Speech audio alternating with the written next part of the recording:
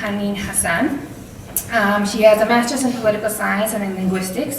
She has 7 years of experience working on human rights violations in areas of conflict, with a focus on refugees and internally displaced persons. Ms.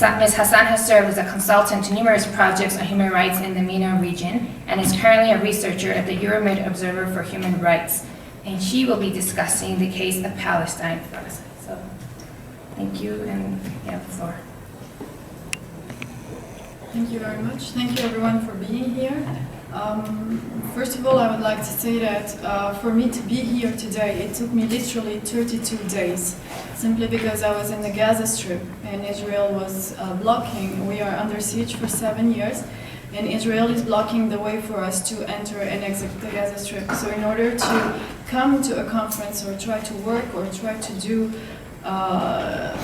any kind of movement for the Palestinian case, we have to plan in advance and apply for permits to exit every single time. Having said that, I'm sure my story isn't different. You've heard this before. We have been saying this for 65 years as Palestinians. Today, the United Nations Human Rights Council is discussing Palestine. They will come at the end of the day, hopefully, with a new decision or a resolution that will add up to the previous resolutions and reports and documents against the Israeli violations with little change on the ground. I must admit, it's very frustrating being in the building of the United Nations, where actually human rights should be respected, and having to go back home in the Gaza Strip under siege and seeing how actually none of it is real and none of it is happening. I am one of 7 million Palestinian refugees in the world, of which have been wandering the world for 65 years, and there are another 800,000 refugees for the past 46 years due to the Israeli occupation of the West Bank and the Gaza Strip. The tragic consequences for the Palestinian people have been documented in literally hundreds of official reports issued by international, regional, and national agencies, NGOs, governments, UN bodies, European Parliament, name it, they have reported about it. Warnings about resulting human rights abuses and destruction of the Palestinian life, economy, and land have accelerated every year by the Israelis, raising the same alarms every year, adding a new layer of statistics. Yet, unfortunately, with one recent exception, which is the European Commission announcement that in 2014 it will withhold its money, its financial instrument from Israeli entities that operate in the occupied Palestinian territories, little action has followed. All this condemnation. Just to give you a short overview of the reports that have been issued only in the past year, so I will not go 65 years back, I will just mention the last year. Reports came from the United Nations bodies condemning the legalized discrimination against Palestinians overall, and especially in East Jerusalem. So the United Nations have condemned that, human rights organizations have also condemned that, the European Parliament have also condemned all of this, including the Israeli abuses of our water resources, the expansion of settlement activity, the illegality of the siege on the Gaza Strip, the deploring Palestinian economy under the occupation, the illegal demolition of Palestinian homes, the internal displacement of Palestinians, the violations of many freedoms, including the freedom of movement, the deplorable condition of prisoners, the deplorable condition of minors, of arbitrary minors, arrests of minors in Israeli jails, some of which are under the age of 50. This is not new. This is a policy of Israel that has been going on for 65 years. Today, at the end of the day, another report will come. It will add up to all of this report and obviously end up in some archive. And this is why we demand for people to turn and take action. It's not a lack of reports, it's not a lack of UN resolutions, it's a lack of actually good faith and will from the international community to sanction Israel and to hold it responsible and accountable for all the human rights violations that have been documented by legal bodies. I would like to just give you some short violations that have been documented and that nothing happened with. The UN in September 2011 has reported to its ad hoc liaison committee that a fundamental rolling back of the occupation is essential. So despite this report, the objective was not achieved. Instead, what has happened is a slowdown in the easing of restriction on movement and, of course, an increased demolition of Palestinian infrastructure and displacement of Palestinians. Furthermore, there's a significant settlement activity in the occupied Palestinian territories, which actually is in violation of UN resolutions, of the Declaration of Human Rights, of the Geneva Conventions. But since it's Israel, Israel can go on with impunity. No one is there to stop it. There is something actually very intense, and that affects the lives of Palestinians in the worst way, sometimes even worse than when Israel attacks us with bombs, and that is the discrimination because of your skin color and your religion that is taking place in Palestine. So we are being discriminated for not being Jews under the occupation in the state of Israel. There is a documented document that was issued by the United Nations Committee on the Elimination of Racial Discrimination that they object the citizen and entry law of Israel that prohibits, with rare exceptions, the reunification of families who have been members living in both Israel and the occupied Palestinian territories. Which means that if I have an aunt that lives in Jaffa in Israel and she's a Palestinian, she's a Muslim Palestinian carrying an Israeli passport, and I'm a Palestinian living in the Gaza Strip under siege, I am not allowed to go see her. If something happens to her, I am not allowed to go and see her simply because I'm not a Jew.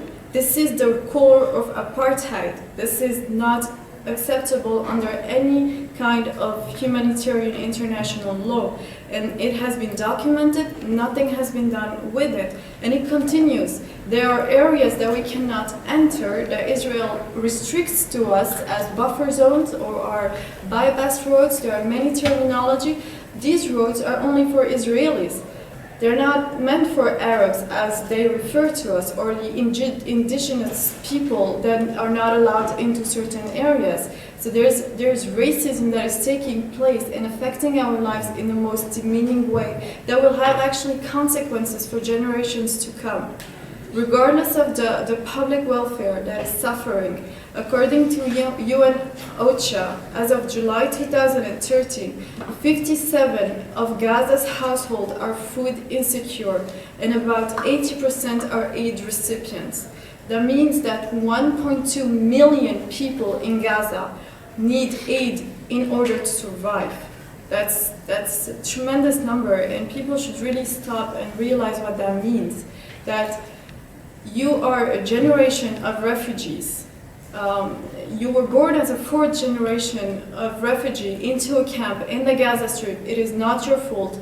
You're born into this. You're 10 years old today. You have survived the Israeli war in 2008.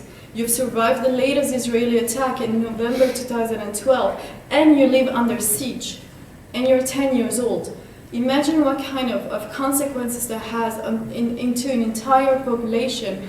Even the World Health Organization calls and names the Palestinians in the Gaza Strip a traumatized society. That means it will take decades for them to just be able to process what Israel is putting them through. There is also the access of water. Growing up, we only had access to water on Tuesdays, because 6 days in the week the water was meant for the settlers. And growing up, we used to think as children that the color of water is supposed to be yellow. So when you open the tap, it's supposed to come on Tuesdays, and it's supposed to be yellow. It turned out that we would receive the remainings of the waters coming from the settlements only once a week. So Israel decides how often we are allowed to drink per day and how often we are allowed to shower. So occupation is not only violence, it goes into your system as a human being. It has huge psychological effects, and it's a traumatizing process. Also, of course, the access to water has been deplored by the United Nations. They have said that Israel is using 86% of the water that is supposed to be for the Palestinians in the West Bank and the Gaza Strip. So almost 86% of our water. That means that almost 5 million people in the West Bank and the Gaza Strip live on what, 20% of the water? How are you supposed to survive? And the water is actually, it's unhealthy. It causes diseases that you gain because you drink water from a tap that is contaminated, and then you live under siege. So there is no medication that can come into the Gaza Strip. You cannot get cured, and it goes on and on and on like this. The land use, of course, the confiscation of Palestinian land. The overwhelming majority of the United Nations General Assembly support the creation of a Palestinian state defined by pre-1967 borders. Yet Israeli practices in Area C, which is supposed to be part of the state of Palestine, have rendered the likelihood of creating a Palestinian state based on these borders impossible. The international community considers Israeli activities as a direct violation of international law. In May 2012, the EU, the European Union's Foreign Affairs Council, called on Israel to meet its obligation in Area C, including an accelerating approval of Palestinian master plans and halting forced transfer of population and demolition of Palestinian housing and infrastructure. I know these are technical terms, but on the ground it means that there's a road for Israelis that I cannot use, and there's a road for me, an Arab, that is not as good as the Israeli one, that is actually on a very more dangerous, around a certain mountain, and we have to take bypass road to reach a 15 minutes away house in 3 or 4 hours. It means I need 30 days to exit, while if I had an airport in the Gaza Strip, I would be in Geneva in 5 hours. This is what it means to be occupied. East Jerusalem is a case apart. The people there are being discriminated to the extent that children cannot go to schools because Israel refuses to register them as inhabitants of East Jerusalem, which is part of the ethnic cleansing of East Jerusalem and taking the entire city. Once again, according to a 2013 UN Human Rights Council report, 33% of Palestinian homes in East Jerusalem lack building permits, and at least 93,000 residents are at risk of being displaced. The result, of course, is poverty. It's a lack of education. It's a demolition policy. Palestinians have to exit their homes and then just face their fate. When you get a warrant from Israel that they will bomb your house or they will demolish it, you actually also have to pay for the demolition of your own house. So you get a letter that we are about to demolish your house because you don't have a permit, which they don't give you because they want to ethnically cleanse you. And then they will give you the bill. They tell you, for us to bring a bulldozer and bomb your house or bring it down, it will cost you this amount, which you will have to pay, or you will face charges. It's a process that is incredibly demeaning to the humanity of almost 5 million people. We have prisoners, countless of prisoners. Since 1967, around 700,000 Palestinians have seen Israeli jails from the inside. That means that approximately every family has someone who has spent an amount of days of years in Israeli jails. The Universal, of course, Declaration of Human Rights, the Fourth Geneva Convention, the protection of civilians, persons in times of war of 1948, all of these conventions have been violated. The UN International Covenant on Civil and Political Rights has been violated. The UN Convention on the Elimination of All Forms of Discrimination against Women have been violated by Israel.